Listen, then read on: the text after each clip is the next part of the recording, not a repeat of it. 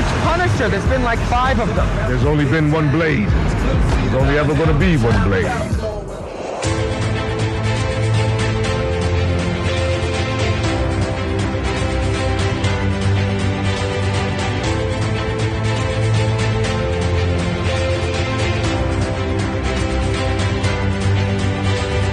Hello and welcome back to A Stark Contrast, where we discuss the differences and similarities from Marvel Comics to their MCU counterparts. And we are your hosts, Geoffrey and Dai. Hello, and welcome back, everybody. Welcome back, Jeff. Yes, we are here.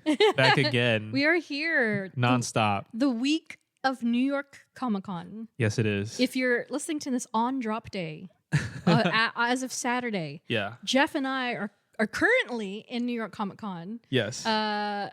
New York. We're just in New York in general, yes. Yeah, unrelated reasons, but one common thread. And hopefully, at the time of this drop, Jeff is currently eloping with Lindsay Olsen. Yes, I have moved to New York. Does she live in New York? I would assume she's a New York. She feels like a New Yorker. Yeah. So Jeff will have met Lizzie yesterday. And we will talk about it in our next episode. Crazy. When I like there'll be a picture at some point, and yes, I'm saving that picture for my my October monthly dump. Cannot wait. So speaking of Lizzie, I just wanted to kind of quickly touch on last week's big reveal on Agatha, or 2 weeks ago at this point. Yeah, but we'll talk all about it in our next episode, which will be the season 1 kind of review of Agatha All Along. Yes. Yeah, but it's kind of weird, right? I thought the same. There's 4 episodes left. Yeah, there's 4 left, and I was like, oh, so by the time we drop this episode, there's 3 episodes left, and then we record every other week. Yes, and so our next drop, we'll be recording either the night after, probably the night after at this rate. That's probably November 1st. The move. Or October, Halloween, if not November 1st. Oh, yeah. Yeah, so that's going to be wild. Yeah, it's going to be very crazy. But yeah, we'll talk about it next on the show. But yeah, they just dropped this week a character poster for a particular character, spoiler alert, for a particular character that was revealed in episode 5. Yes. 6? 5. 5 of the 5 of the series, and it ended with a sick ass needle drop. I know. Of Billie Eilish's "You Should See Me in a Crowd." People hated it.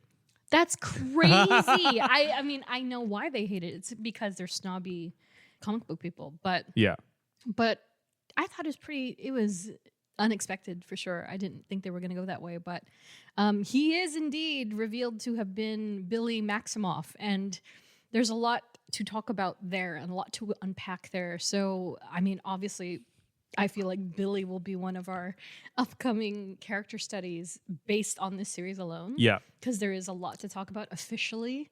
You know, when it was just the kids, it was like, we have some things to talk about. But now that we've seen this character in some semblance of adulthood in the wild as a full-fledged character, we can now talk about him and his name reveal. So, that'll be maybe in a month or 2, maybe yep. near our 100th episode, which, by the way, if you still haven't given us some suggestions, please do, because that's coming up quick. This is episode 92, and so we're almost there. But we have a lot to talk about, starting with today's, of course. But before I get to that, I just wanted to mention, I don't know if you've seen this, Jeff, but Marvel has officially introduced a new Hawkeye by the name of Charlie Ramsey, a two-spirit, non-binary Native American superhero. Yeah, it's a lot, but I mean, it's all of the good things. And so Charlie was apparently introduced in issue number 5 of The Ultimates from Dennis Camp, Juan Frigeri, and Federico Blee. And so The Ultimates is part of this new suite of Ultimate Comics. Mm-hmm. It's like a revamp of the what was known previously as the Miles Morales universe. And so now they have a new suite of comics. They have these new stories, and so Ultimates is part of that segment. And so they've introduced this new Hawkeye. They look completely badass. Like, honestly, it's like they have like a half-shaved head with a ponytail. They carry a tomahawk, but it's still very traditional purple and blue Hawkeye-ish. It's really cool. I'm really compelled. I'm not even reading Ultimates, but I hear it's one of the best of the new titles. So I might have to pick it up. And it sounds amazing. Definitely go check it out if you haven't. It just came out, which is also kind of cool. So it was part of New Comic Book Day last week, I think. That's exciting news. And so I wanted to say one more thing. I don't know if you've seen this, Jeff, but I'm getting served ads on X of Monopoly Go Marvel Edition. Oh. And I downloaded that app so fast. And it ruined my life so quickly. I was like, it's Monopoly, but it's Marvel version. Yes. Oh my God.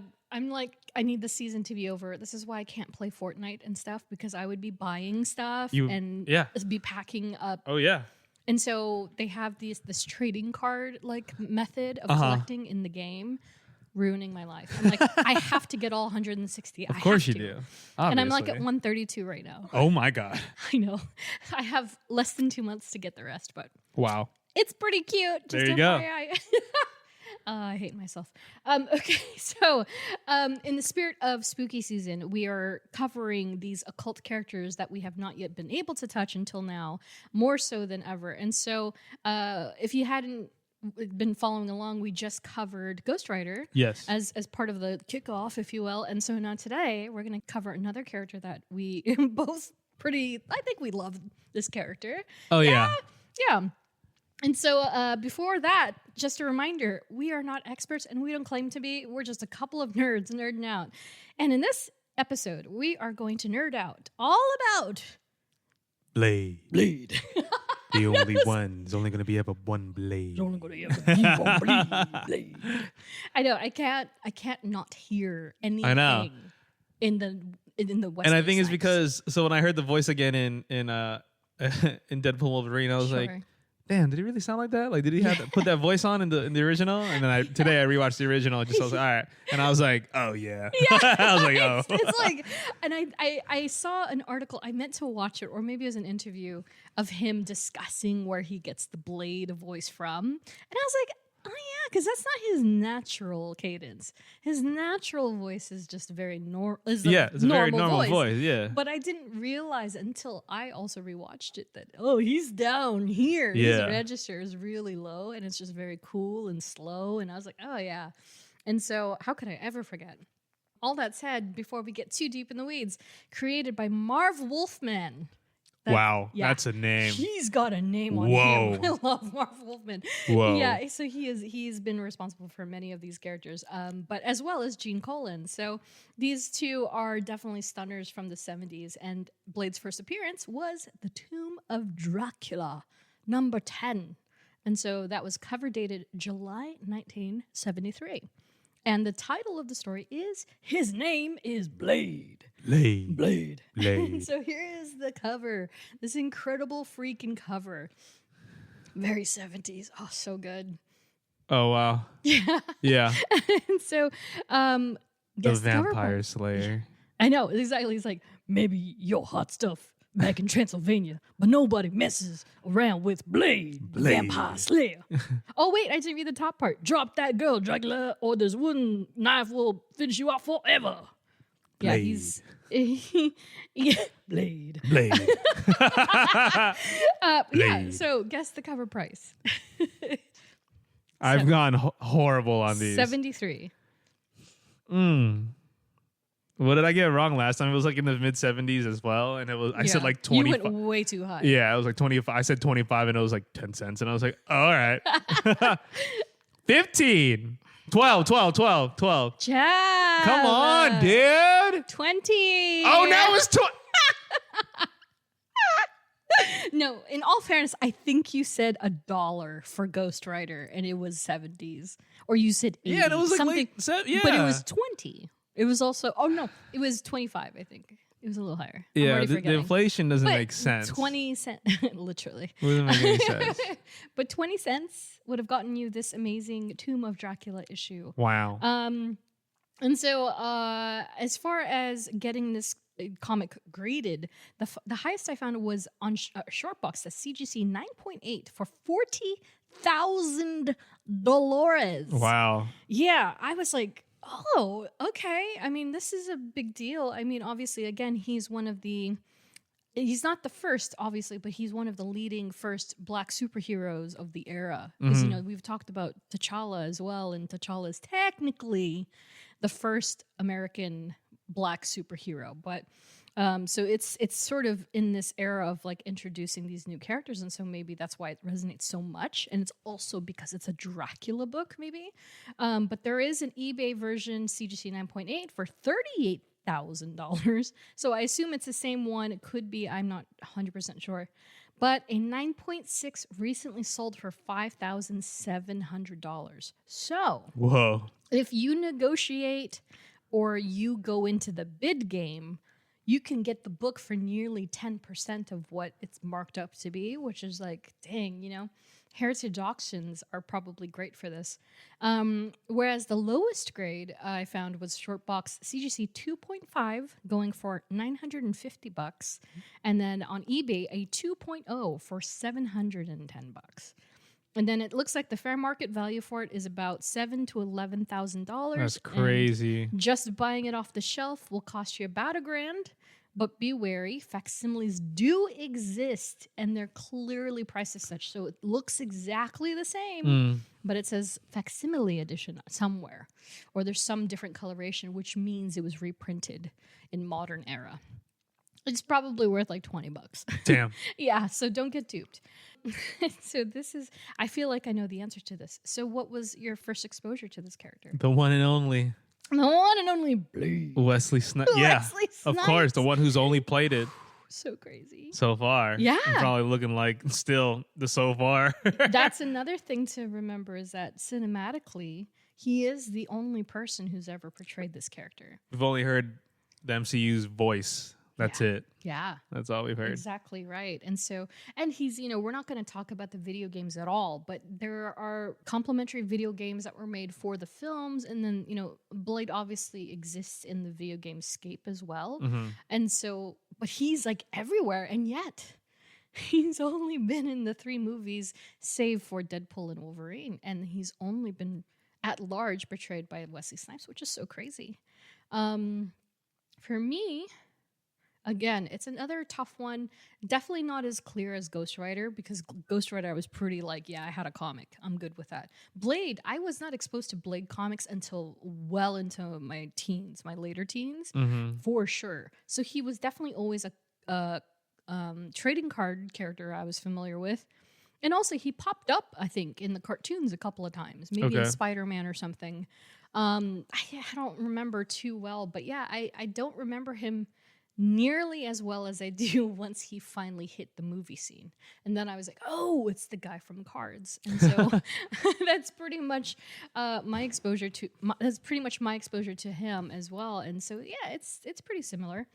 Okay, so speaking of trading cards, I have my handy dandy mini book here instead. And for your enjoyment, Jeff, height 6'2".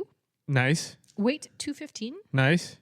He's definitely bulkier than Gambit. I always use Gambit as like the medium for it because he is 6'2" as well. Yeah. And so I'm like, oh, and Gambit's I think 220, and he's like Ghost Rider, but he's just 5 pounds lighter than these guys, which is like interesting how they balance the physique, right?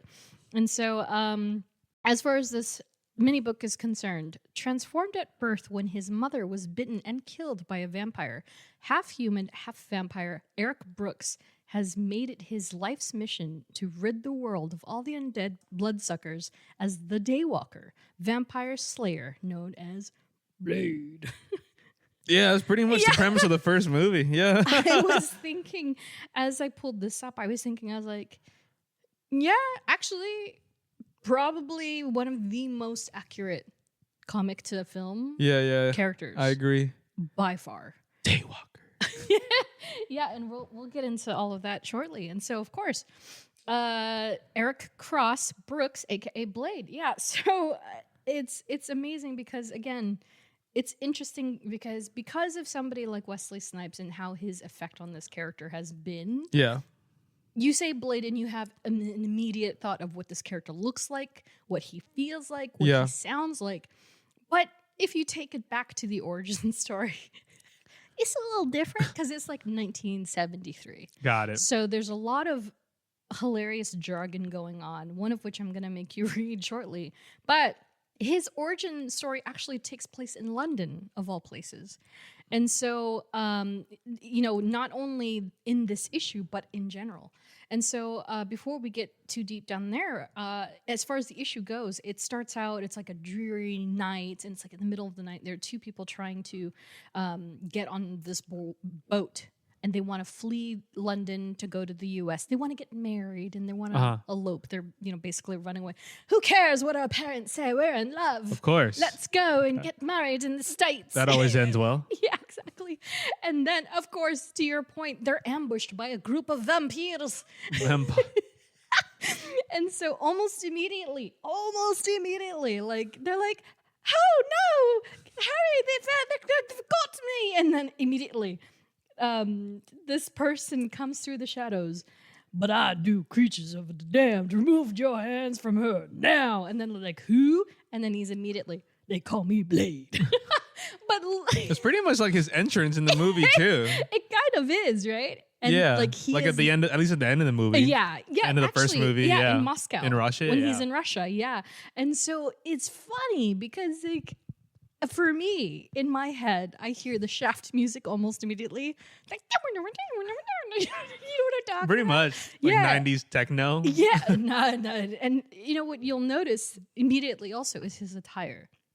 Is that he is not the sleek, black, tactical looking character yet. He is almost swashbuckling looking.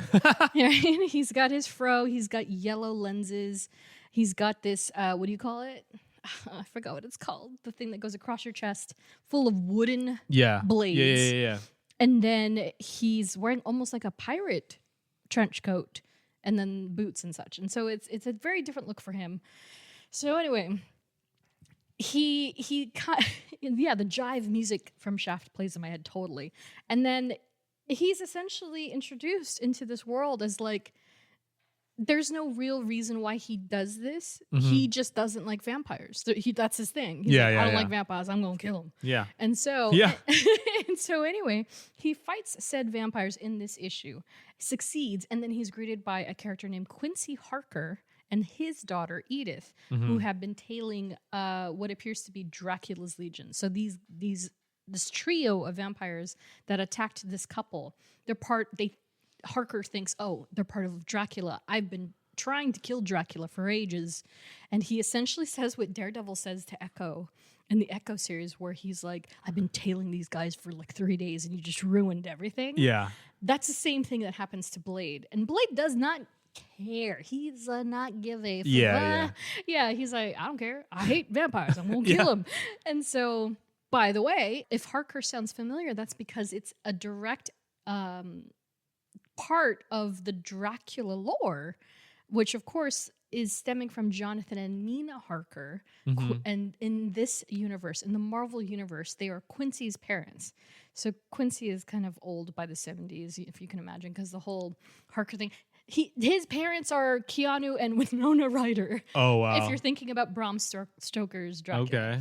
And so anyway, so you get the idea. Okay, Harker and his daughter, they're both also vampire hunters. They've been through it. And then here comes Blade. He's kind of the new guy that's doing it in a vigilante style.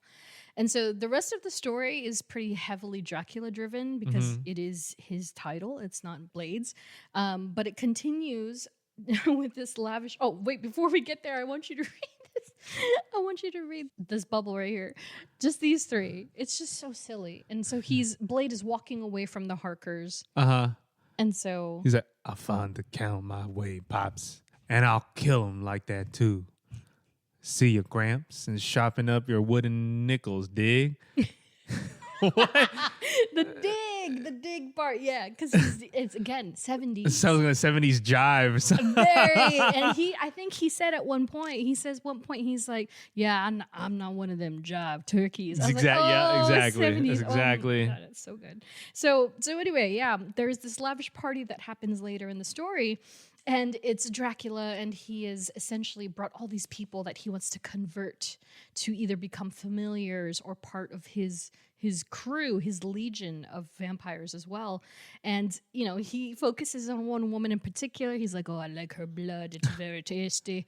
And he he keeps her in his quarters while he's out schmoozing with the rest. And so once again, thankfully, you know, as Dracula is giving these people, these humans, an ultimatum, here comes Blade.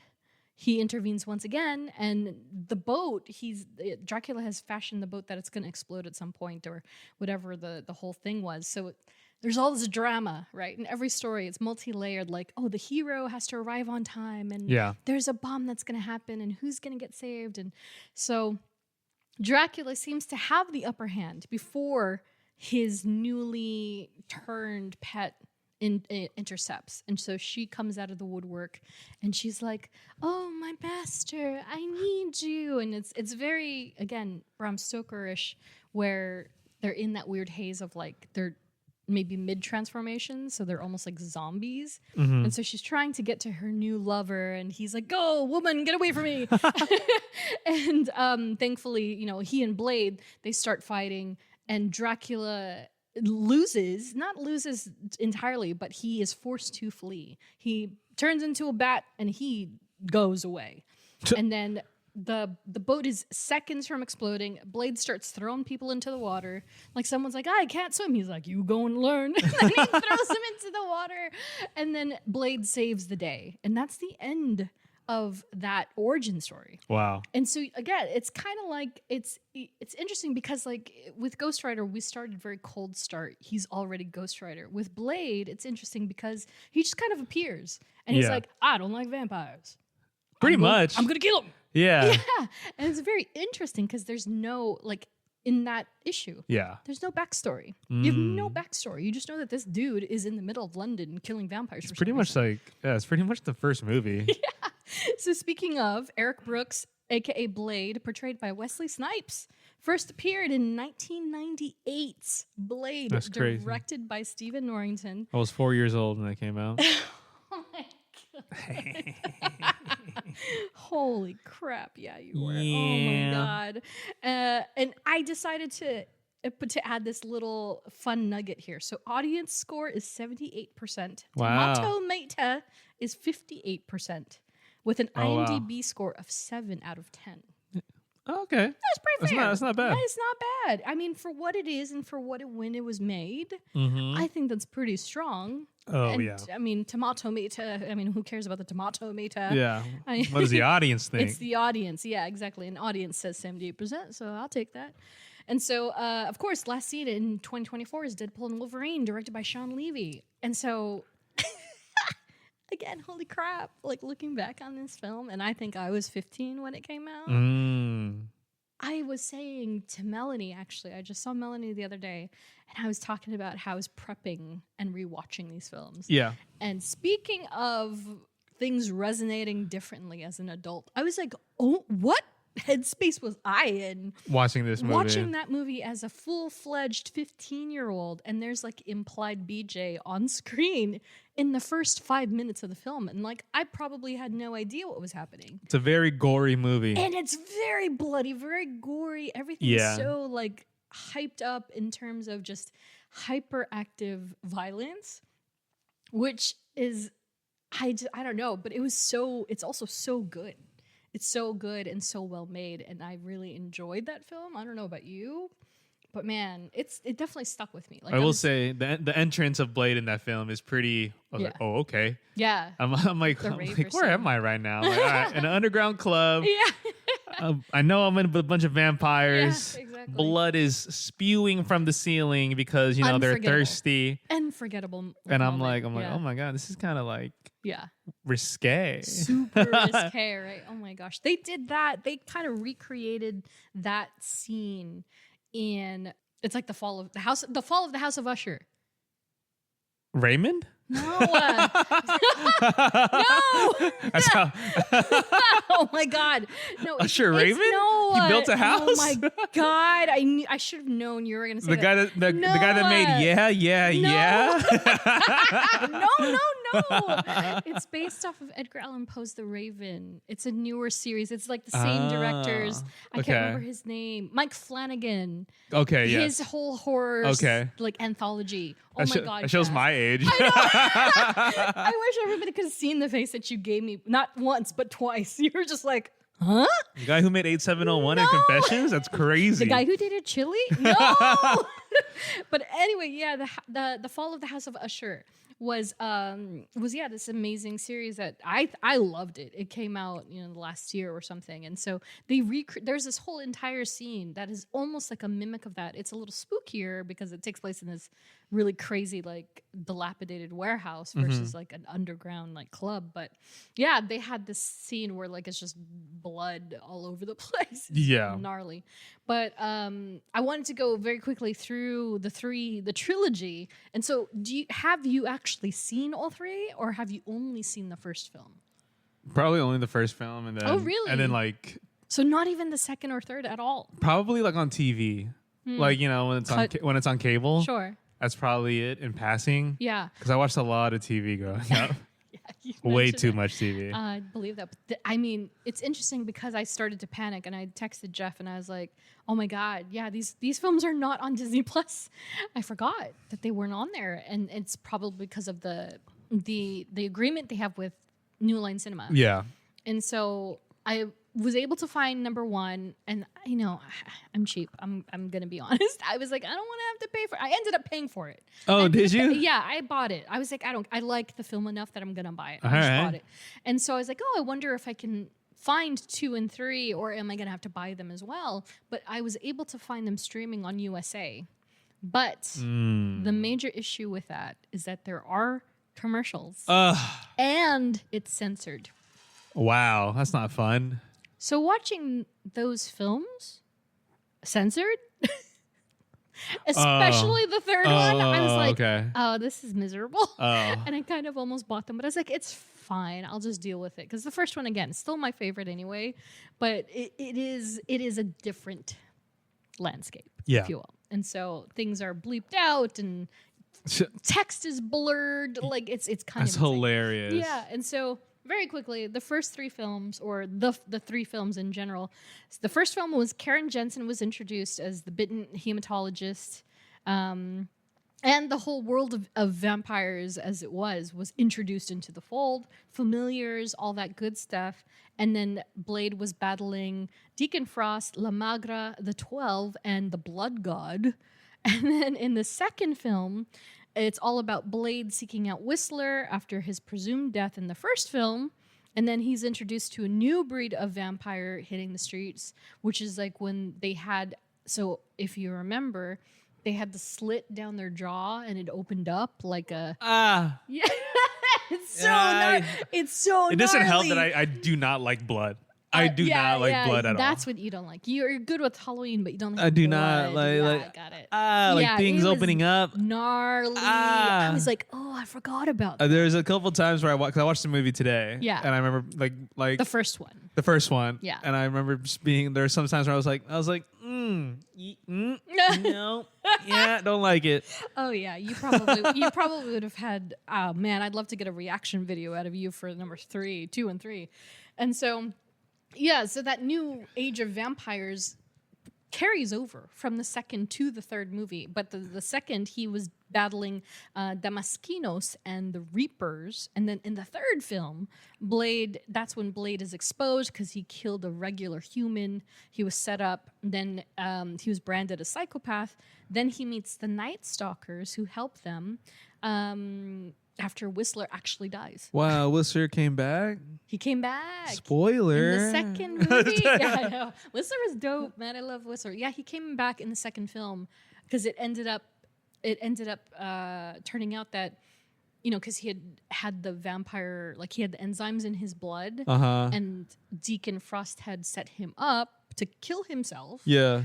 But he didn't actually succeed. He didn't end up shooting himself. So they must have intercepted at some point, and then they pulled him over and like exported him over to the Europe, where they were essentially feeding on him and keeping him prisoner. Yeah. Yeah, so that's why at the end of the first film, Blade is in Moscow. because he's in Europe already looking for Whistler. And so he finds him in, I forgot which Oh, wow. They city. really picked up where they ended in the first one. They Wow. really did. Yeah, they really, What a really treat. did. Yeah, because I totally had forgotten. I was like, wait, no, I know Whistler's in the other 2 movies. What happened? And so I rewatched all 3 and on different days. Not I didn't pound through them like I did Wolverine. Yeah. Like Wolverine, I had a Wolverine day. Now this one, I staggered them a bit, but they were still excellent. You know, to me, I think they were really good. And so it actually made me really excited to see what they do. And maybe it'll be worth it after all, because they can't mess this up. Like, when you have as strong of a trilogy, as imperfect as they are, with Wesley Snipes, and they were 25, 30 years ago, almost 30 years ago, you gotta bring the bar up. You gotta know step what I mean? your You game gotta up, 100%. raise that bar. Yeah. So, I don't know. But in the 3rd film, which this is me taking it back to our Morbius episode, because I'm pretty sure I said in our Morbius episode that there was no MCU Dracula. Which is true, but in the 3rd film there is They Dracula. have Dracula. Yeah, so there is a New Line Cinema Dracula, but not a Marvel proper. Sure.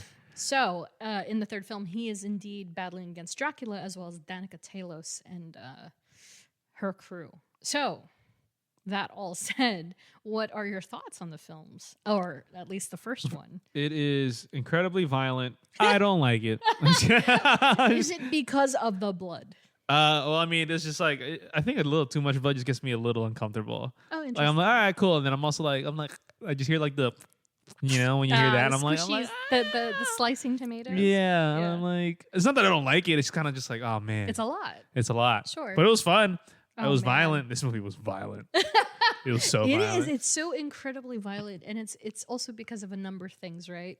It's like it was before the millennium, before the turn of the century type of deal. Yeah. And so this is the era of like, oh, what if we took Matrix but made it bloody? Pretty Right? much. Because the techno music is there. Yeah. Mortal Kombat was happening. Yeah, you know what I mean? Like, there's a lot of blood in pop culture in general, but also the fact that you have Wesley Snipes, who is also an action hero of sorts, who is also very martial arts savvy. Yeah. And then you have the vampires as part of this, and it's a literal bloodbath, you know? Yeah. So yeah, there are tons of factors. I think like with Interview with the Vampire 2, right? That came out in 94. So it's like quite literally 4 years before. You know, it was all part of the culture back then. Because I remember, if nothing more, like I was super duper into vampires. Sure. Like in Okay, high yeah. school. Oh my God. I was Yeah. obnoxious. I don't think I ever was. No. I believe the blood thing makes sense. Yeah, I loved anything vampires. I was so into it. I don't And think I was like, ever a fan. Yeah, like you know, when in high school, and there was this whole thing about like, oh, the popular kids and the jocks and all that stuff. Like I was the choir kid, but I was looking at the goth kids like, damn it, you're cool. Like, I wanted to be a vampire. But you know, it never really happened. But yeah, you know, I again, I loved the films. I thought that the stories are obviously not perfect, but for that time, I mean, they were kind of mind-blowing, to be perfectly honest, and they were very entertaining. And as far as I understand, they were all very successful in the box office. Like, they doubled, if not tripled, budget. Yeah. So they were great. They really made an impact as far as comic book films go. So we'll talk about all that a little more, of course, as we go along here. But first stop, we're going to talk about aesthetic. So as you can see, Jeff on our doc, he has come a long way. That first one is crazy. It's so wild, right? It's like a yellow trench coat. With a fro. Yeah, with a fro and his thingy with all the stakes, but they're not stakes because they're blades instead because of his namesake. Yeah, and then, you know, it's the secondary one, and we see in the film version like what happened there, right? It's very accurate. But again, yeah, he's come a long way. No jive turkey at all. He was definitely more colorful until 1999, appropriately timed with the film. So, wow. Much like other characters we have seen either switch more to the comic book version or vice versa, Uh-huh. the revamp of Blade's outfits in the comics changed shortly after the first film. So he looked the way he did as depicted on the left, if not slightly modified for a 90s look. He looked that way until the movie came out, and then they drenched him in this like sick tactical drip. Yeah. That is what we know today, and it has stuck ever since. He's not changed since then. He's had some minor tweaks and changes, but he's still very much very sleek, black and leather and all that good stuff. And so, you know, much like Ghost Rider, the modernized / updated version of Blade is an absolute badass, and it's incredibly difficult to mess up his gear. So it's been interesting to see the evolution, even with just those 3 films, plus Deadpool and Wolverine, how his suit has come, you know, as far as upgrades and slight modifications and the way it fits on Wesley Snipes' body and all that amazing stuff. And it's all cool. Like, he has enough gear that makes him compelling, but not too much that it makes it unrealistic, which is pretty sick. And then, of course, credit to Sanya Milkovic-Hayes, Wendy Partridge, and Laura Jean Shannon, who were the lead costume designers for the films in succession, as well as the champ, Maya C. Rubio, who took the helm for Deadpool and Wolverine. And Blade's tattoos were designed by famed tattoo artist Freddie Negretti. And so... Whoa, what a name. I know, Freddie Negretti. And so, for the longest time, I thought for sure that Wesley Snipes got those tattooed, but they're apparently fake, which I'm kind of sad about. But I mean, I get it. Those are huge. They're a lot. Yeah. So when it comes to powers and paraphernalia, with his dhampir physiology, Blade is a designated humanoid vampire hybrid, and due to the unique enzymes in his blood, it empowered Blade with superhuman senses, smelling, hearing, strength, speed, agility, stamina, and durability, as well as regeneration, contaminant transferal, and healing, plus advanced longevity, aka he ages a hell of a lot slower, as well as skill with magic. Dude, everybody in the comics got the same powers. Superhumans. Like superhuman strength, agility, speed, stamina, durability. Like, okay. But there's like a threshold, right? I know. What puts them at superhuman. And it's like more than they're able to lift more than 100 pounds. Yeah. But then it goes crazy. Yeah. The scale goes insane from there. But yeah, it's totally true. And especially they're all the same. And so in the comics, Blade was able to also turn into a swarm of bats, mist, and even a wolf after drinking Dracula's blood. So aside the transforming, essentially has the same suite of powers and then some in the movies, displaying more agility-based and hand-to-hand weaponized skills. And then, fun fact, of course, Wesley Snipes is indeed a seasoned martial artist, especially in arts of Hapkido, Shotokan, Brazilian Jiu-Jitsu, Capoeira, Kung Fu, Wushu, Taekwondo, and kickboxing. Jeez. Yeah, and so it's a good point to also shout out Wesley's stunt double, Clay Donahue Fortnott, who did the few more dangerous stunts for Wesley throughout the Blade trilogy. As well as Callie Nell, who did them in Deadpool and Wolverine. And so, yeah, it's very interesting because I was curious because when someone is that well-versed in martial arts, I almost feel like they're always like, oh, no, I'll do my own stunts. And so he evidently did like 90%. But if he had to like come crashing down onto something or if he was thrown off of something, that wasn't him. Yeah. But otherwise, he did most of them, which is actually go ahead, especially considering how in the films that whole the one through line of consistency is that there's always going to be at least 3 major fighting scenes. It's going to be fast paced, and it's going to have techno music. That's pretty much the Blade movie. Like Chemical Brothers. It's pretty amazing. So with all that, we're going to go into family, friends, and affiliations. This is when we're going to actually talk a little bit more about Blade and his origin, because there were some notable things missing.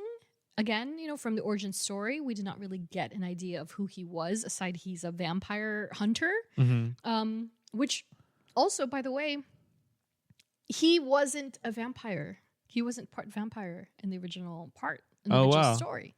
And so you don't even get the vibe. You just, again, he doesn't like vampires. He kills them. But we'll find out more about that as we go along here. So starting first with his father, Lucas Cross. And so his origin stems from the 1920s as a prisoner in Latveria. Oh, wow. Exactly right. Okay. So that is the homeland of Dr. Doom, if you're not familiar. And so Cross attempted to free Latveria in his own way, deeming its leader a dictator and unfortunately paying the ultimate price, which is he ran his mouth. And they were like, we're going to put you in prison. Yeah. And so he was sent to prison. And so dying of cancer in the same breath, Cross was bribed with freedom for a cost from one of his prisoner acquaintances. He was put in a cell with another man. And the guy is just like, what if I told you you could survive this cancer and also be free? And he was like, I'm listening. You mean Ghost Rider? It sounds like the premise of Ghost Rider. It's more like that too, right? Jeez, dude. And so, unfortunately, the cost is that other person was a vampire. And so he got bitten. And so ironically enough, Lucas was imprisoned and turned before Blade was even born. So the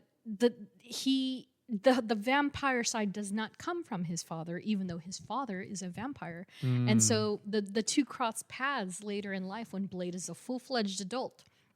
And funny enough, he actually released Cross from prison himself without realizing that was his dad. And so the two go issue after issue of a flopped reunion, and he keeps telling him, he's like, I'm your dad. And Blade is like, oh, it's so funny because every time he says it, they put dad in quotes. So he's That's like, funny. And you can just hear Wesley Snipes' voice. He's like, yeah, sure, dad. And it's so crazy. And Blade is fully skeptical. He's just 100% skeptical, because he's trying to make sense of this. He's like, oh, you're from the 1920s and you were in Latveria and all this. And he's like, by the way, you white. Damn. Yeah. How are you my dad? Yeah, exactly. It's That's almost valid. what he says. That's valid. And so, Cross is a white folk. And so Blade just calls him out. He's like, no, you're not my father. But of course, we learn the truth that it is his father. In fact, it's just, he's just more of his mother than his father. And so when Blade finally accepts that truth, things still go sideways. And then the two part ways. And so they have this incredible, I forgot which year it was released, but it's one of the Blade solo titles. It was only 12 issues long. And that entire arc is just them and learning back and forth what actually happened. Because it's essentially almost been not quite a retcon, but they needed to fill in the gaps of where did Blade come from? What is his why is he the way he is? And so, again, we'll get through it in all of these side characters. And so there is no MCU counterpart for Lucas Cross. Whether or not we'll see him, I honestly have no idea. I don't think he's a necessary character, particularly. But there is one that we have seen, and that is Vanessa Tara Brooks, Blade's mother, and Lucas's wife. And so both of them apparently originated from Latveria. And as Lucas prepared for his inevitable imprisonment, he sent his pregnant wife off to London to take refuge in a brothel that she would inevitably not only give birth in, but also die in. Oof. And so in that Blade series, they do a lot of back and forth. So it's modern, like what's happening in present tense, and then they show the past in like black and white, and so sepia toned. And so they show this entire scenario of Vanessa giving birth in the brothel. And she has other sex workers around her who are helping her, and she starts to have complications with the baby, and it had the umbilical cord wrapped around its neck. And so Blade, I hate saying it because it's a baby, Blade as a baby was not breathing, and so they sent for the doctor. And so we'll talk about the doctor in a little bit. Okay. But that also plays into this whole scenario. So unfortunately, now, Tara / Vanessa and she changed her name later on. That's why it's a little confusing. She's first known as Tara. She's introduced as Tara, but then they changed her name to Vanessa. So anyway, she does indeed perish after Blade's birth, and then she was resurrected as a vampire at the end of his so it's 2006, at the end of that 2006 solo title, along with a bunch of other thousands of vampires. So despite all that, despite the fact that his mother does come back, Madame Vanity, who is the woman who owned that brothel, had actually raised Blade, and he considered her his mother. Yeah, it's a lot to unpack. Oh my god, it gets more complicated. Everything sounds toxic. It's so crazy. And so on the cinematic side, we have Vanessa Brooks, simply that, portrayed by Sana Lathan in Blade 1. And so the movie cold opened with her, and her on the gurney. Yep. She was bitten by a wild animal. And she was bleeding. Died at birth. Yeah, exactly. But in reality, she was obviously bitten. Yeah, that was a lie. Yeah. So she was. I was wondering where that girl looked familiar. I was like, oh, she looks very familiar. Oh, really? She was in Love and Basketball. Oh. Yeah. Well, there you go. Yeah. She still looks great. Yeah. So she's. Yeah, that's how the movie started. And so very similarly throughout the Blade stories, she presumably died, but she was actually revealed to have been turned into a vampire later in the film. Yeah, that threw me off. I can't lie. Why? I don't know. I was just like, I was like, because I guess I'm so used to the trope of like, oh, the mom died. Like they died. Like she's you got gone. bit. She's done. Yeah. And then like now the protagonist is living in their honor, I guess. Oh yeah. So I didn't first I didn't expect her to be alive. Yeah. I don't know why, but I was like, oh, and I'm also like, damn, that's messed up. It's so messed up. I know. It's got a little touch of Old Boy if you've seen Old Boy. It's like that, where it's just like, oh, wait a minute. And so he had been so removed from his mother, obviously, because he never knew her, and then to come back and be like, oh, she's alive and she's a dhampir. Yeah, and I'm like, oh shoot. And then also at the end, or not the end, when Blade, spoiler alert, kills his mother. Yeah. And she was like, she played that card of like you're gonna kill your mother. Yeah. And I was like, yeah. Exactly. Yeah, he is. I didn't know you. Yeah, where have you been? You died at birth. Exactly. And like I don't know you. I don't know you. And you just tried to kill me. Yeah. Yeah, I'm gonna kill you. Exactly. It's very interesting, right? Yeah, and it's. I love that. I love that they didn't stick to the honor card for that. He was like, nah, yeah, yeah, and in his perfectly portrayed way. Yeah, and so like Jeff said, she ultimately dies by Blade's hands near the climax of the film after some interesting undertones. I was like, wait, my girl, are you trying to seduce your boy? Like, what's happening here? Like, what did she say? She said at one point, she was like, have you ever thought how it could be different? And I was like, oh no. No, we don't like that. No. Yuck. But yeah, she had an interesting role in not only the comics but also in the film, obviously. But I'm glad that they didn't stretch it out, and draw it out so over dramatically. It was perfectly bite-sized, no pun intended, for the first film, which is great. And so that brings us to Abraham Whistler. And so, again, I said earlier, I'd love Whistler. But, Jeff, would you believe there is no comic book counterpart for Whistler? At all? None at all. Even just in continuity. But it is noted in the Marvel Encyclopedia, I believe it's 2020 or 2022, that the source material has been officially dubbed for the on-screen counterpart, pulled from a different character named Jamal Afari in the comics. And so Jamal grew up on the streets of Harlem, encountering vampires in his youth and learning to protect himself over the years. And so later in life, he is saved by a very young Eric Brooks, who was only 9 years old when he came to Jamal's rescue on the streets. So if you think about all this is crazy because he had been in London, born there with Latvian parents, but somehow ended up in the States in Harlem. I don't know, like there's a whole bunch of lore here. Obviously it's for different reasons, but essentially what I've surmised is that he was just pulled around into different places for his protection, because obviously vampires, right? Yeah. And so from that moment that Eric rescued Jamal. Jamal then began to take him under his wing as an apprentice. He mentored Blade to become the Blade that we now know, and he crafted him into this very perfect vampire hunter. So it is very similar in that way, because Abraham Whistler, portrayed by Chris Christopherson, by the way, in the first Blade as well, first scene in the first Blade, and throughout all three. Rest in peace, by the way. He just passed away last month. Oh my gosh. Yeah, he was 88 years old. It was just like, oh, buddy.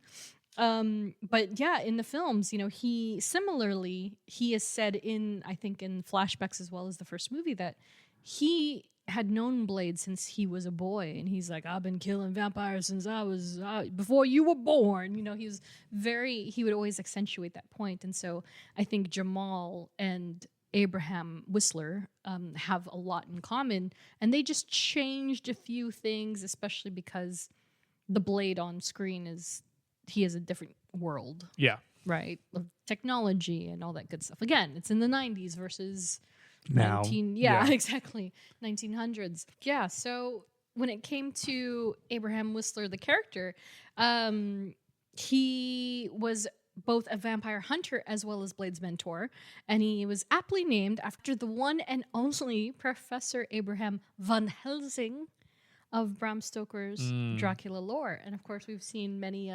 Van Helsing in pop culture as well. Yeah. Hell, what is it? Sir Anthony Hopkins was the one in Dracula, and then in Van Helsing, it was Hugh Jackman. Yeah. Funny enough. So Abraham is named after this character. And of course, you know, Whistler, over not only the first movie, but in the entire trilogy, he proved himself to be a worthwhile ally. You know, stemming from the first film, having found Blade, again, in his youth, and he took him under his wing to fight the vampires and all that crazy stuff. And so, as I mentioned earlier, yeah, he presumably died in that first film, but we do see at the very top of the sequel that Blade went to travel and try and find him. Whistler lived until the third film, but unfortunately dies by explosive suicide because and so gosh, I don't know if you've seen it, if you don't remember that part. No. Yeah, so what had happened was that after Blade unfortunately killed the human posing as a vampire, he was set up. He was literally set up by Talos and her crew. Different Talos, not the I know, that's crazy. Yeah, the name is very different. The character is very different. But yeah, so after he was set up, he literally had minutes to get back to his headquarters, and Whistler was like, they're coming for us, and he set up things. And once the police started to infiltrate, someone was like, put your hands up, and Whistler's like, what about this one? And he flips the guy off, and he pushes the button, and he tells Blade to run, and the whole complex starts exploding, and he's gone. He died like in the first 10 minutes, I think. And so yeah, unfortunately, that's the last we see of Whistler. He did make it all three films, but it's also like, that's unfortunate because he was a fantastic character. But what a way to go! And so, thankfully, we had a second Whistler come in by the name of Abigail Whistler. And although she has no comic book counterpart, she is portrayed by Jessica Biel in Blade Trinity, directed by David S. Goyer. And so I believe Trinity came out in 2004. So this is officially 6 years of Blade films, and the final chapter as we know it. And so Whistler came in part 2. She's his daughter and part of the Night Stalkers that are introduced in the film, which, by the way, so this is the part where I was like, oh my God, I forgot that all these people have technically been in the Marvel Universe in some capacity. Because the Night Stalkers also included Natasha Lyonne as Summerfield and Patton Oswalt as crazy. Hedges. Because Patton Oswalt comes back and he's in Agents of S.H.I.E.L.D. And then Natasha Lyonne, the icon that she is coming back for Fantastic Four. So it's like they've kind of been there, and they're being revived, which is amazing because the character that Natasha Lyonne plays in Fantastic Four is blind, and she was also blind in Blade. That's funny. I don't know what's going on, but that's kind of an amazing parallel. But anyway, So Abby explains that once vampires resurfaced more openly, that she tracked down her estranged father and wanted in. So Whistler mentions in the first film that when he's telling Blade about why he does it, that he had a wife and 2 daughters, and they made him watch as they were slowly torturing them or something. And so Abby is one of the 2 daughters, and thankfully had survived that whole thing. And so what I believe happened, is that Whistler, much like Blade in the comics, essentially distanced himself from them for their safety. But yeah, she rekindles with him somewhere down the line as an adult, and she becomes like a baby Whistler. God, you don't remember that, do you? No. She wielded, like, her thing was a bow and arrow. Like, she had a That's sick hilarious. bow. It was so cool. No. Yeah. Damn. Yeah. Really good stuff. And she was like fresh faced, like barely 21 years old, Jessica Biel in this movie.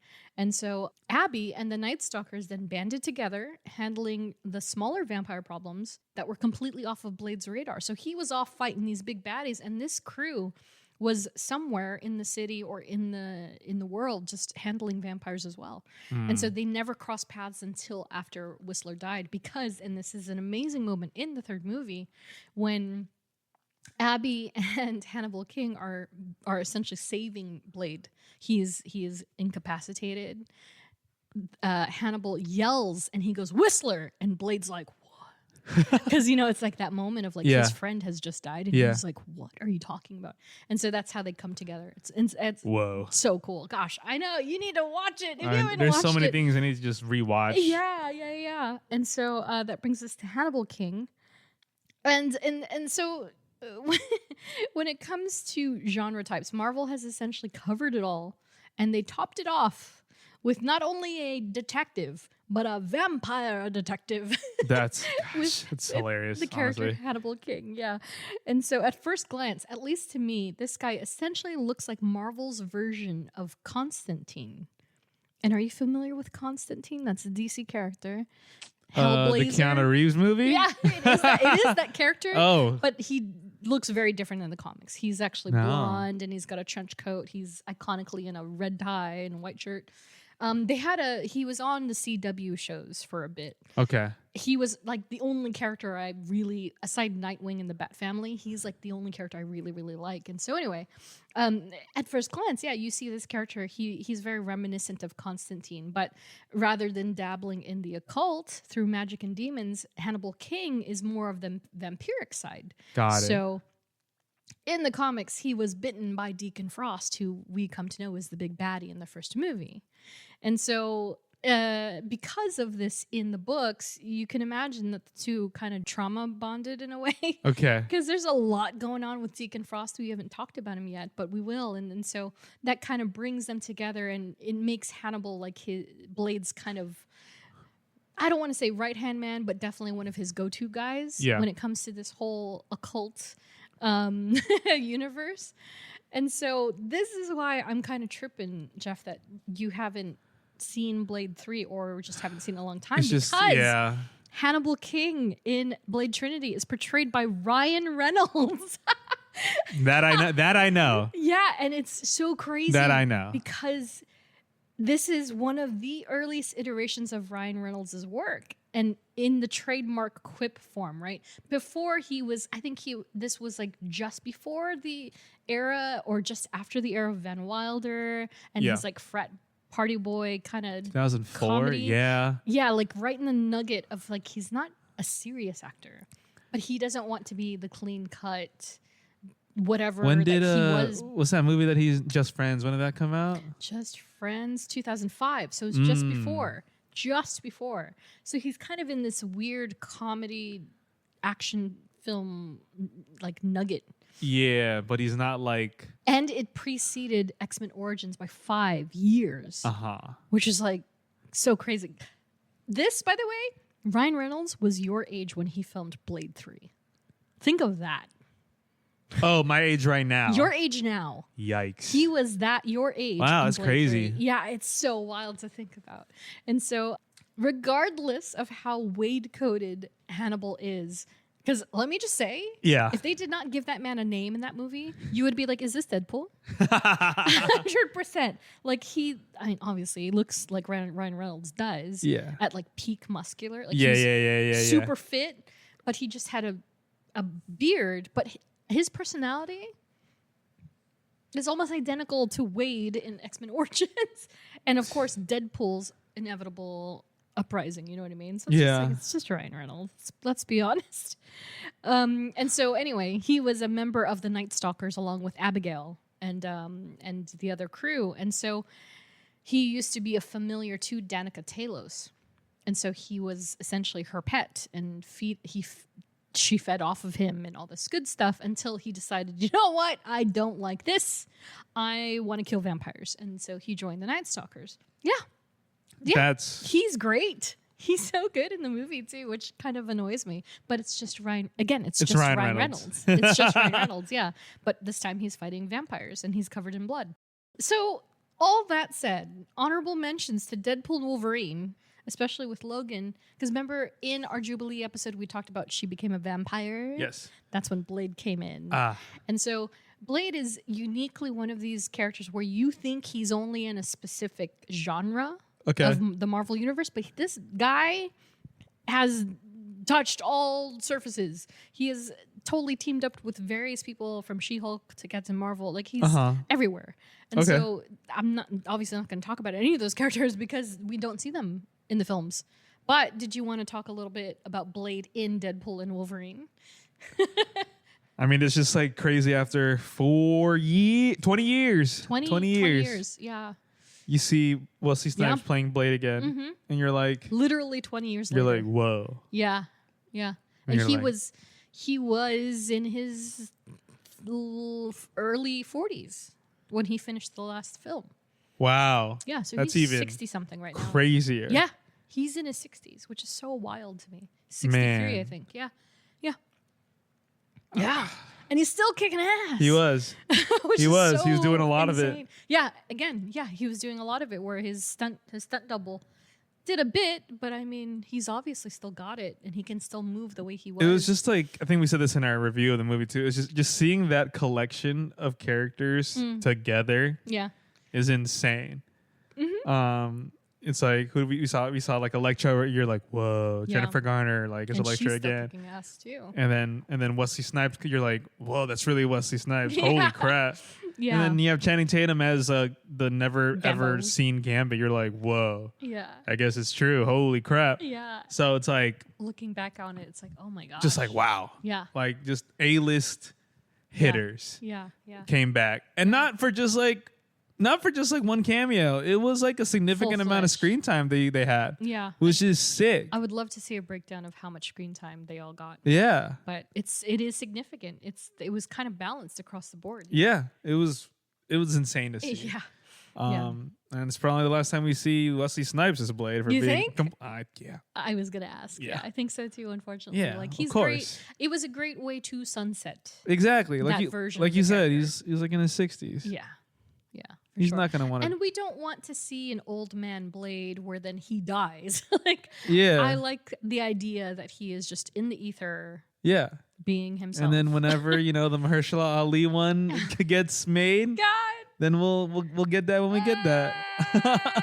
Is it ever gonna happen? I don't know. It's in purgatory, dude. It's really in purgatory, which is really unfortunate. And I don't know. Like, just I would like it immediately, but who knows? I agree. Yeah. So let's move on to love interests. Well, this is actually not going to be very long because although Blade has had romantic interests in the book, like, and we're talking like lady friends, he's got lady friends. There seems to be none nearly as notable as the one we'll talk about today, which is Saffron Calder. And so, like a lot of Blade's notable history, he met Saffron while in London as an adult, only to later, she then followed him back to the US. So he was in London for a long time. And so I think I thought I mentioned it somewhere else on this doc, maybe I didn't, but Blade was born in the 1920s. So he is essentially 100 years old at this point. Yeah. And because of the vampire blood, it has slowed down his aging process, obviously. But he spent a great time of it in London because he was born there and raised there by Madame Vanity. You got me there. And so he met Saffron in this club. She was essentially getting propositioned by a pimp. He came to her, I know. He came to her rescue because he was raised by women of sex worker nature. He was raised in a brothel. So he has like an affinity for making sure that those women are not abused at all. And so I don't want to say he came to her rescue, but he definitely came to her aid in some way. And so they kind of get together. She follows him enough so that she followed him back to the United States. And so he then takes residency in Boston. He's a masshole. He's in Boston for a long time. And so all around, their relationship seemed pretty chill. Usually there's this heap of drama, but they were pretty chill. It's not like she got turned into a vampire and died and became a zombie and then nothing. None of that happened. They were pretty chill. But it goes without saying that Saffron then encountered her fair share of drama just for existing. So she became his version of a Gwen Stacy, where every other issue she might have been kidnapped or they were going to use her as bait against him or something.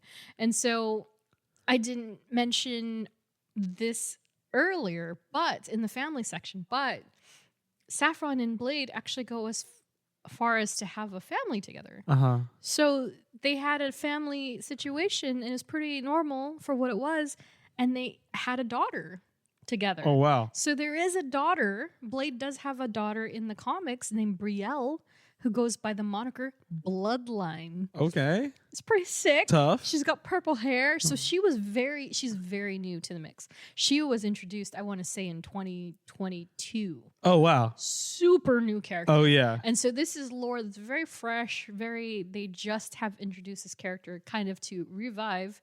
And I assume it was probably intended to correlate with the movie in some way. Sure. Yeah. Well, so much for that. Exactly. But there is a Brielle out in the ether. Maybe we'll see her in the next iteration of the films as well. Who knows? But Saffron and Blade otherwise grew apart, but they clearly have the one connecting factor, and that is the daughter. And so Brielle has her own brunt of drama when it comes to her dad. There's this whole storyline of she had, I don't know if it was a spell had been cast or something. She didn't remember who he was at all. Oh, okay. She just didn't know who her father was. And it involves Doctor Strange. It's this whole, again, occult. Yeah. There's an occult circumstance happening. And so a lot of that happens in Brielle's storyline, which, again, just came out 2 years ago. So I'm probably going to read that sooner than later because I'm very interested to learn more. And now they fight essentially side by side, which is pretty cool. So there's a female daughter Blade version in the Marvel universe, but Saffron and Brielle both have no cinematic counterparts. So the doctor in the first Blade movie totally made up. Mm-hmm. Come to love it. I mean, it was like a half love interest. Yeah, it was interesting, right? They had a thing, and it's more like she was into him. Yes. Because he was just not responding. He doesn't respond to because he doesn't want them to get into danger. Yeah. Right? He doesn't want to put them in danger. And the same happens in the second film as well. Even more chemistry in the second movie with that character. But it's not really, there's no real romantic anything. Spark with it. Yeah. Yeah. Whistler does make a passive comment at one point, but Blade's I don't know what you're talking about. He's very closed off. Yeah. And so it is interesting to think that in the books that there is one person that he actually confides in so fully that they have a child together. Yeah. But yeah, unfortunately, no, nothing ever really comes to fruition in the movies, which I think is great. Yeah. Again, I'm all for not having some love action. Yeah, don't get out of here. Yeah, we don't need that. But yeah, so no film counterparts for either of those characters, and that's about it as far as the love interests go, at least in this episode. So that brings us to notable adversaries. And so this first one, I had to do it. So make it happen. Yeah, I know. I want to see it. It's so perfect. But of course, the film is like stalled, and of course, Sony is Sony because, dear friends, the first adversary we're going to talk about is Dr. Michael Morbius, and so. Again, we discussed Morbius, what feels a lifetime ago, in episode 27 of the podcast. But a sound reminder that Morbius isn't necessarily a bad guy. And despite his vampiric state, Morbius is very much an ally to his peripheral heroic counterparts in modern continuity, Blade and Spidey being among them. And so what essentially happens is that Morbius is a vampire. By proxy, that immediately makes him an enemy of Blade. It doesn't matter if he's good or not, or if it's a misunderstanding. Because, speaking of Spidey was actually present during a very important part of Blade's modern day upgrades. So, they're in this scuffle. They're having this, Blade is there to help Spidey contain Morbius, if you will. Okay. Morbius is... What was he? He was possessed. He was under some spell or something. I can't remember what it was, but he was not himself. And he was attacking. He was just attacking left and right. And so Blade is trying to negotiate with Spidey while fighting. They're both fighting Morbius to contain him. Blade is like, Spidey's like, no, he's not a vampire. He just has a special blood, issue. And Blade's like, no, he's a vampire. Look at him. He's trying to bite me. And unfortunately, Morbius bites Blade. He very much bites him on the arm. So when you put somebody who has this blood poisoning that Morbius has in his vampiric, semi-not vampiric state, and mix that with the enzymes that Blade has, you then get what is now known as the Daywalker. So this is the point in which he becomes a vampire that can walk in daylight. That doesn't have the same weaknesses as a typical vampire. And it's thanks to Dr. Michael Morbius. And so he didn't have it until that point. Yeah, he didn't have it until that point. He was kind of just this half-breed. But thanks to Morbius, he's now the one that we see in live action. So without Morbius, there would be no iconic Blade. He would just be a vampire, sort of. Yeah, exactly. So it's very, very interesting. And of course, Dr. Michael Morbius, portrayed by Jared Leto, first and last, officially appeared in 2022's Morbius because, I say officially because, lest we forget, Morbius did have a cameo in Blade 1. And he was portrayed by Stephen Norrington, the director of the film. And so, have you seen this clip? There's a clip of it because it's from the DVD or something. And it's at the very end of the movie after Blade and the hematologist are like on the rooftop of something, whatever. They escaped. It's the end of the movie. Okay. And he's like, he's like saying whatever he says. And so in the cut scene, in the distance, you then see this dark form, figure standing at the edge of the building, and you can't tell who it is at all. You just see flowing hair, I think, and it's just like a dark figure, right? Yeah, and that's Morbius. Morbius was supposed to be in the second film. Wow. Yeah, it never happened. And so it's a whole 5 seconds of Morbius. So there is a Morbius predating Jared Leto, however. Wow. Yeah. So I don't know what happened, because clearly in the second film, it was not what happened. It must have been a rights issue. Maybe that's when the Sony thing came to pass even harder. Because, we all know that situation. Otherwise, there is no actual crossover. None whatsoever. And so I would love to see it. I did put a sad face because I want Blade and I want Morbius in the same room. I mean, just bring on the vampire stuff, Exactly. And I think I even said it to Emma at one point. I was like, this is amazing because he can be in the Blade movies. And then I was like, oh, well, maybe not because Sony. But we'll see. Yeah, I know. They suck. Sorry, you guys are doing horrible work. I swear. At least, well, actually, no, not the art, the execs. You guys are doing horrible work. I know. Gosh, But it doesn't matter because them checks is cashing. They are cashing them so hard. Oh my God. But imagine so many more checks that they could be cashing, right? Whatever. One day. We got the X-Men. We got all these things aligned. Now we just need that side of the fence. Yeah. So that brings us to Deacon Frost. We have talked about him throughout this entire episode until now. And so I did not write a lot for Deacon Frost at all because he intersects with so many of the previous characters we've already mentioned. But their beef stems as far back as Blade's birth. So when I mentioned that Tara was having issues with her birth, the complicated birth, one of the sex workers goes and fetches the doctor. The doctor ended up being Deacon Frost. And so she had no idea. He comes in and Madame Vanity is like, oh, he's a vampire. And she immediately knows who he is because Madame Vanity is kind of well versed in this whole thing. I can't remember if Cross had told her, but she knows that these vampires exist. So Deacon Frost comes in, and unfortunately, he even says that he had long watched Tara and he coveted her from afar. So it was sadly like fate that he was summoned because she's bleeding on a table and he's like, dinner. And so he then bites Tara while Blade is still connected via the umbilical cord. This is the very moment that would intertwine him and Blade because that's how he becomes the hybrid. So he became a hybrid at birth. So this is the thing that's kind of wild too, is that I don't believe until modern ages he was even a vampire. He was just a vampire hunter originally. Got it. And then they introduced this lore with Deacon Frost that, oh, no, just kidding. We're going to rewrite that a little bit and take it back to 1924, which, by the way, Blade's birthday is October 24, 1924. Wow. Yeah. Hey. So he's about to turn 100. That's Congrats. crazy. Yeah. So when that evening he was born, was truly when he was born also into the vampire world.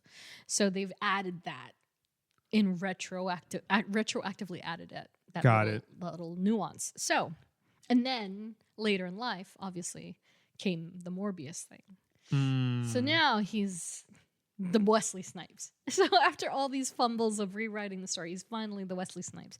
So yeah, that is one of many things that intertwines these two characters. Again, I wouldn't say it's like Green Goblin and Spider-Man level, but it is very much of they are arch nemesis. They are always fighting in some capacity. Got it. Because Deacon Frost is a jerk. Of course. And he is so marvelously portrayed by Steven Dorff in Blade 1. That guy was thirsty for power. Crazy. Holy hell. And so, like, similarly to Ghost Rider and Blackheart with Wes Bentley, like, Steven Dorff is an evil-looking man. Yeah. He looks like a vampire. He looks like one very, very pointedly. And so, although these two don't have the exact same ties in the film, they have commonalities. And one being Frost lured Blade's mother to his side more or less as bait.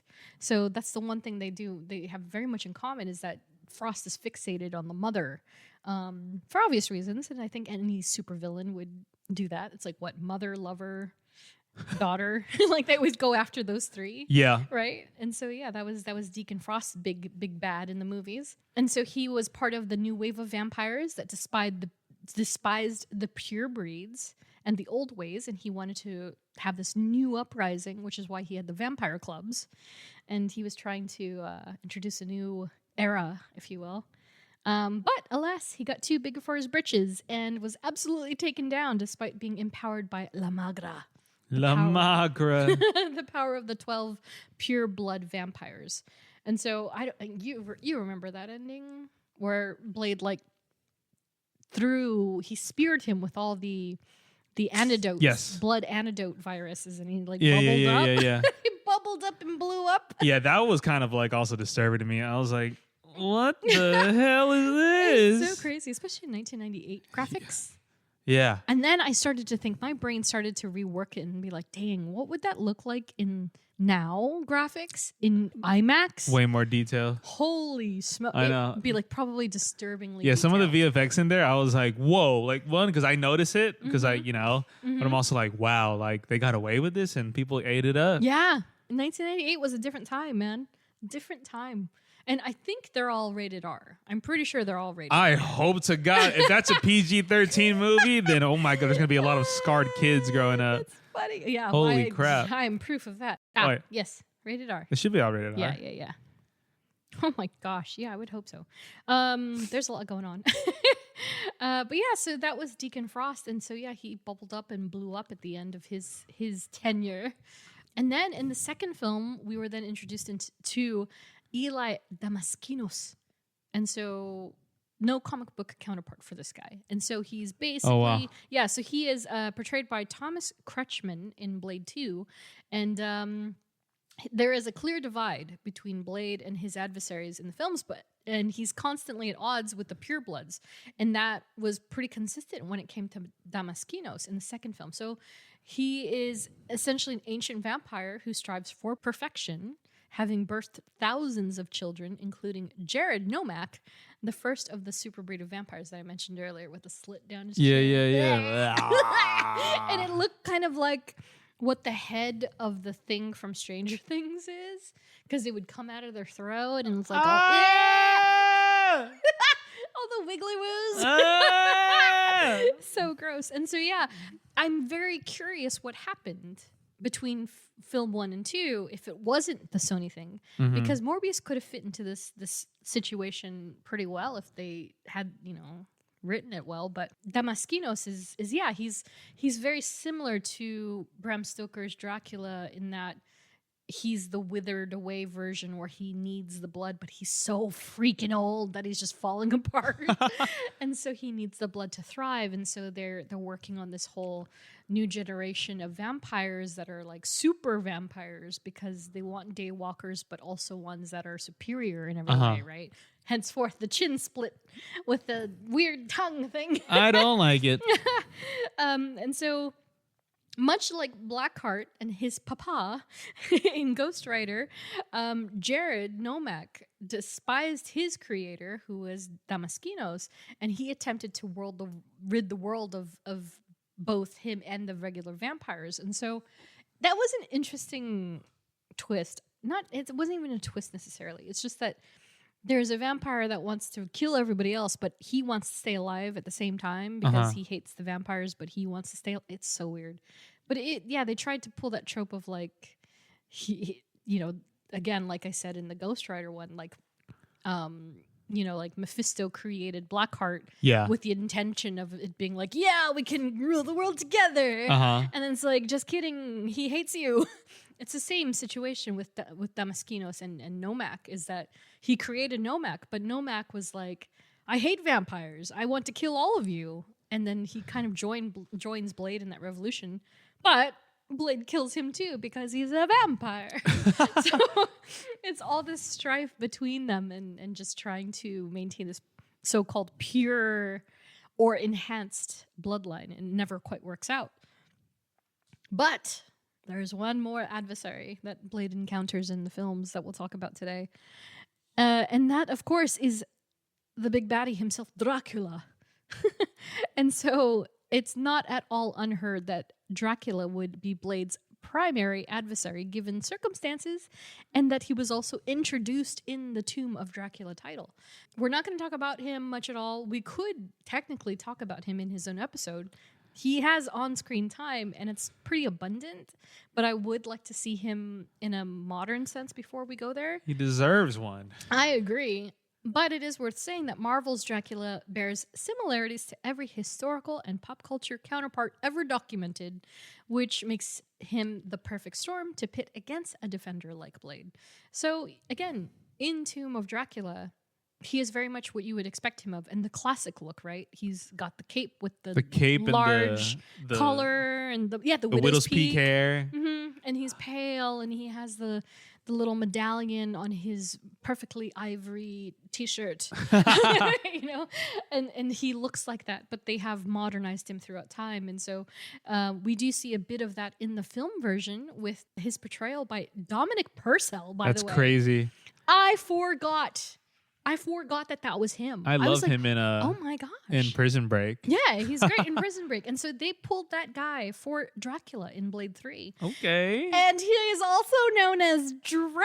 That's hilarious. It's like, wait, what? Yeah. Dracula? I They mean, call I see where you get it from, but like Yeah. Well, it's just call people by their names, man. Well, like it's you like don't gotta give like what is Ike Harris type of thing. Like what are we doing? that I will accept Icarus, but also Icarus is 100% cooler. That's what I'm saying. But it's like Mephisto. It's like they were like Mephistopheles. and then they were also calling him other names.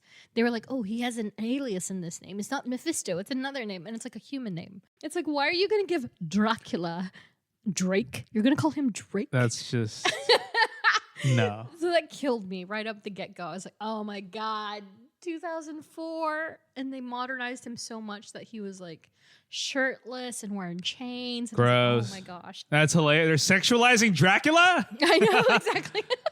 Pretty much. It's pretty How much what it dare is. And again, they. this is post-Interview with a Vampire and Queen of the Damned, for that matter, which, of course, top-tier vampire Sure. movie, if you ask me.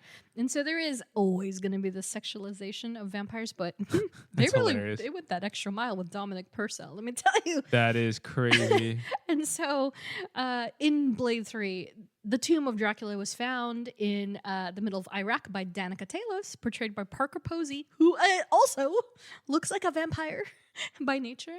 She was definitely the early 2000s I don't want to say goth girl, but kind of a goth girl. Okay. Where she just looked like a walking vampire. She's so her features are so unique, and those lenses on her, oh my God. Yeah, she was great as a vampire. And so Danica and her minions found Dracula's tomb, and then he was immediately revived. It's kind of weird how it happened because it was so immediate. They didn't have to do anything. There was no ritual. There was nothing. They literally found him, and then he came out and he ate them all.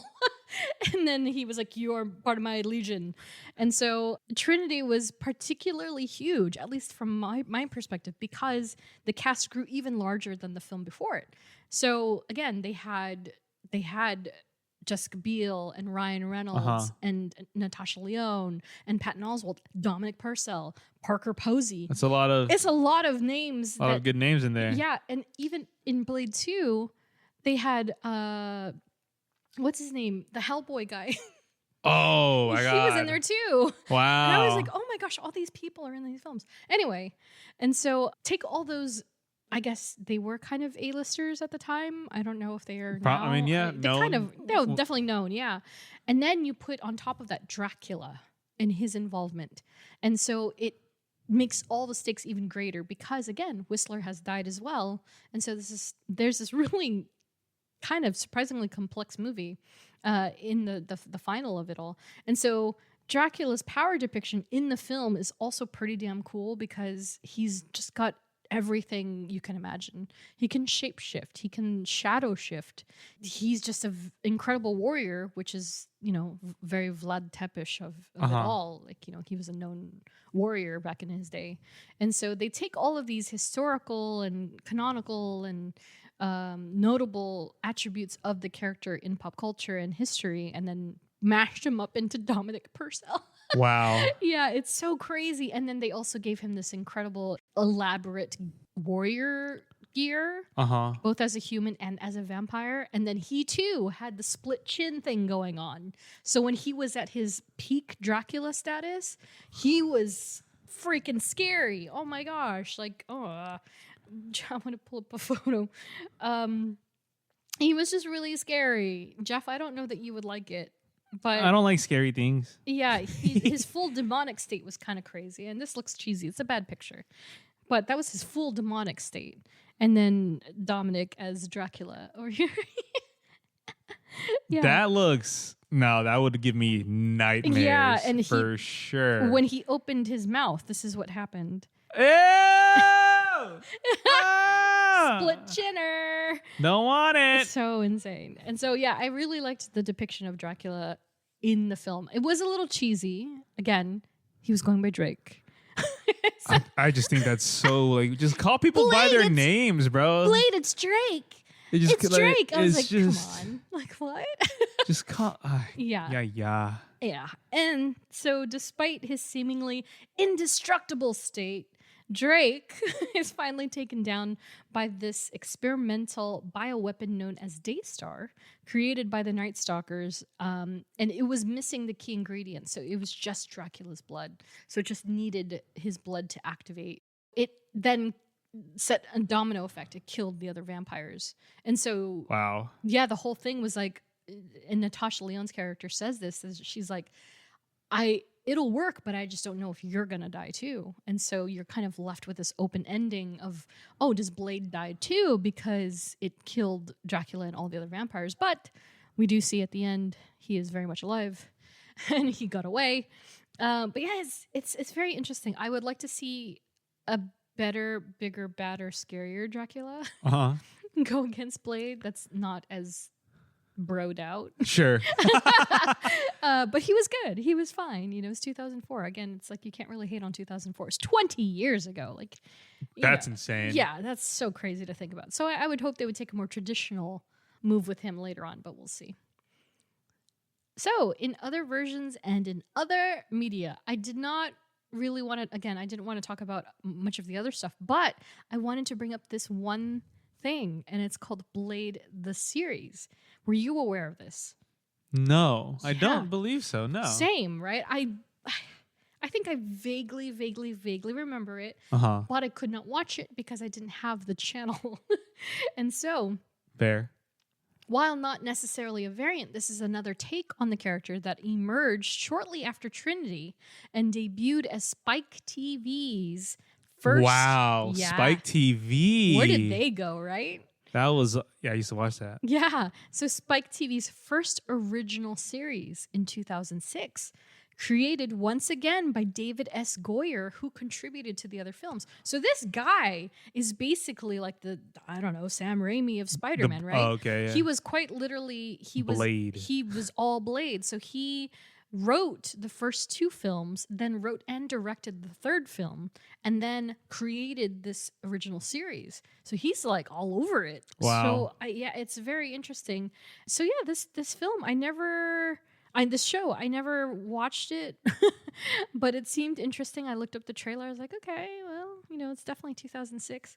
And so in this series, Sticky Fingers portrayed the Daywalker. Do you know Sticky Fingers? That sounds like a rap name. I can't lie to you, dude. I can't lie to you. He's definitely a rapper. I am not familiar with Sticky Fingers at all. No. But Sticky Fingers with a Z portrayed the Daywalker, though actor Michael Jai White. Also a martial artist who originally appeared in the original Spawn film. He apparently also auditioned for the role but did not get it. So that's trippy. You've not seen Spawn, I imagine. Probably not. It's an Image Comics thing. Yeah. Oh, I want to say it's 1997.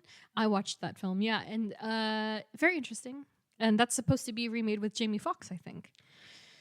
Interesting. Mm-hmm. Okay. And so that original actor had auditioned for the role of Blade. However, Sticky Fingers beat him. And so the series was unfortunately ultimately canned after 1 season and 12 episodes, apparently due to budgetary reasons. So I've not seen it again. I would like to watch it to see why it costs so much, but I'm sure it has a lot to do with blood effects and blowing, vampires exploding and open chins and stuff. Sure. Yeah, but you know, it exists. I don't know if it's easy to watch, but you know what I'm going to be doing soon.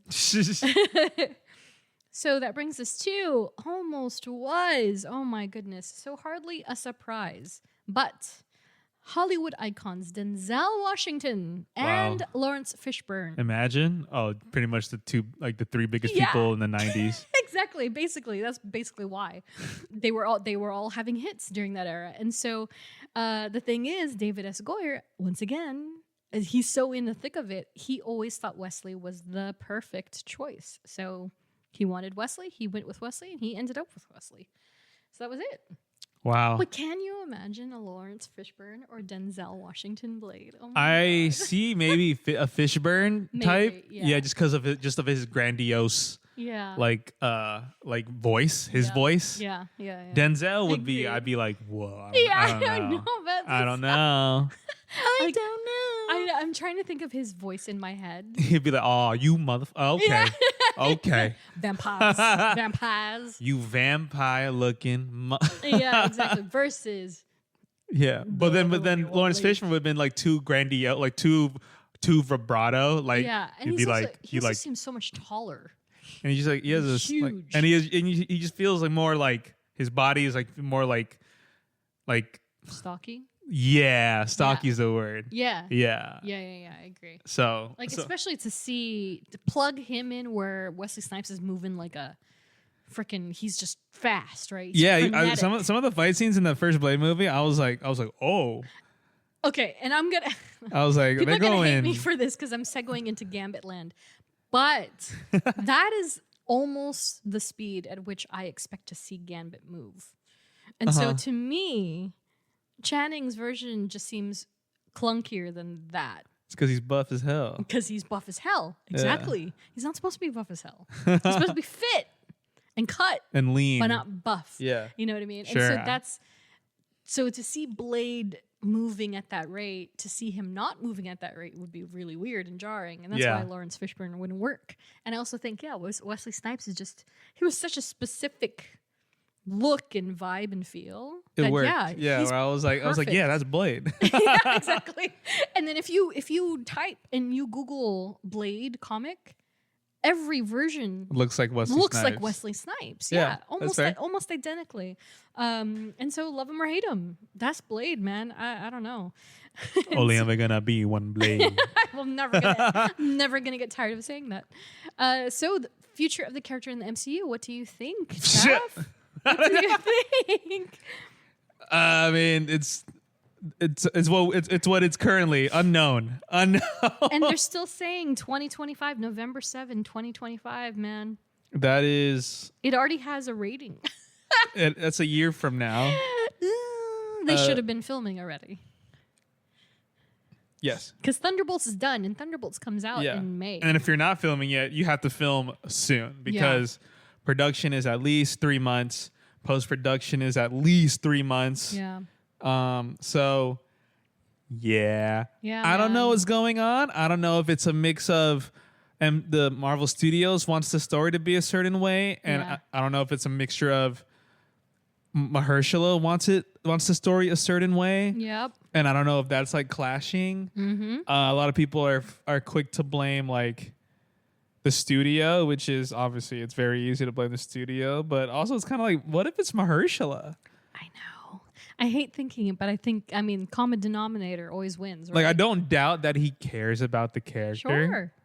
Most actors should at least be respectful in that. Yep. But I also feel like, are you caring too much about the character to the point where you can't compromise? Like, what's that writing room look like? Exactly. You know what I mean? Already 2 directors have dropped out, which is, it worries me. Yeah. It's like, what if like why is like the director's dropping out, but Mahershala is still on? Right. You know, like Mahershala could have easily been like, no, I don't want to do this anymore. Right. But I know. And Mia Goth as Lilith. Oh, sorry, she signed on for the movie. Yes. I forgot about that. My Pearl Queen. So it's She's like crazy. I don't know what it is. Yeah. I know. I like giving Feige the benefit of the doubt just because I mean, from the outside looking in, it looks like he really does care about, these characters, like making it on screen. Yeah. But I also feel like he's also he can compromise. Yeah. But and it's script issues, right? They're saying it's script issues. It has to be a script issue. Like maybe it is a thing of like on the Marvel side where it's like they want it to be set up a certain avenue, and maybe it's like a Scott Derrickson Doctor Strange 2 type route. Yeah. But still, at the end of the day, Scott Derrickson never was like, oh no, like he stepped away from it, but it was still very much like him, like he, and he's even gone on the record saying like, look, I have no problem with them like when I've worked with him, it's Interesting. very great. Yeah. You know, so Because I see like one of the quotes from Wesley Snipes as recent as past July was that he's like, production delays are never the actor's fault. So it's like, interesting. never the actors. Yeah. That's interesting. Oh yeah. It could also be like it's also I don't know. It's a bunch of different things. Yeah. I'm not saying it's never the singular an actor's fault, but it's also like maybe it's a director like wanting to shoot this, and then it's like, well, there's no money for it, and it's like, well, get money for it, and now you have this, and then it's like, so it's like it's a factor of a bunch of different things for sure. Yeah. Never just the actor and never just the director, but maybe it's also studio execs. Studio execs are also like not that great sometimes. Yeah. So. Ooh, boy. I mean, I hope we get to see it. I hope it's still Mahershala. I'll take if I were to bet on it, we're not gonna see Blade until after 2026. Oof. Yeah. That's So after my X-Men bet. is basically That's what my we're bet. looking at. That's my Ooh. bet. Oh, because you man. would have to expedite it Yeah. now. Now, yeah. Like it would have to go into production next year. By the start of the make start of the new 26. year. Yeah. But then it's also like, what if you do a screen test? Let's say you do a screen test in let's say like May. It scores horribly. Much like second Joker. Anyways. They didn't even test it. Exactly. So what if you do and you have to do reshoots? Yeah. That's also part of the contract. You got to do Captain reshoots. America. But then now look at Captain America now. People are like, oh my God, this looks really good. But then Yeah. again, it's just a trailer. But still, like, they did reshoots and they did screen tests. Yeah. But that's why you do them. Man. So, and if you're hoping for a November release, am I saying it's possible? Yeah, of course it is. But it would be chaotic. But you're going to be working people to the bone. But it's also people working.